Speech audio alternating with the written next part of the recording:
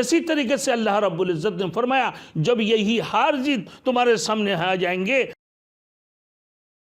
Thanks for watching. Don't forget to like, comment, share and subscribe to Maulana Habibullah Ruhani Official. پھر فرمایا والذین هم علی صلاتہم یحافظون، اور جو لوگ نماز کی حفاظت کرتے ہیں، نماز کی حفاظت کرتے ہیں.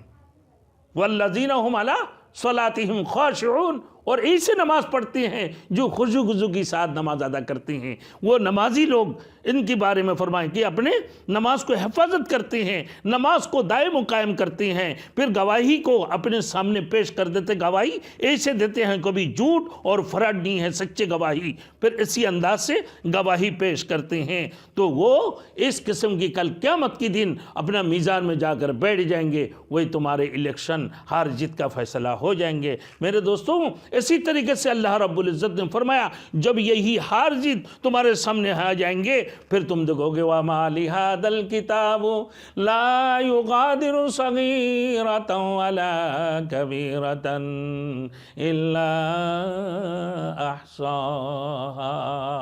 جب تمہارے نمائے اعمال، تمہارے الیکشن کی ہار جیت تمہارے سامنے پیش کر دیے جائیں گے اور تمہارے میزان کا پلہ بھاری ہو جائیں گے، اس وقت میں تم دیکھو گے کہ تمہارے فیصلہ ہو چکے ہیں. کس کی طرف؟ یہ جنت کی طرف یا تو جہنم کی طرف، یا کامیاب ہو گئے ہو یا ناکام ہو گئے ہو. کامیاب ہو تو پھر جنت کی طرف، اور ناکام ہو گئے تو جہنم کی طرف نکل پڑو. پھر تمہارے لیے اور کوئی راستہ نہیں ہے. اللہ نے فرمایا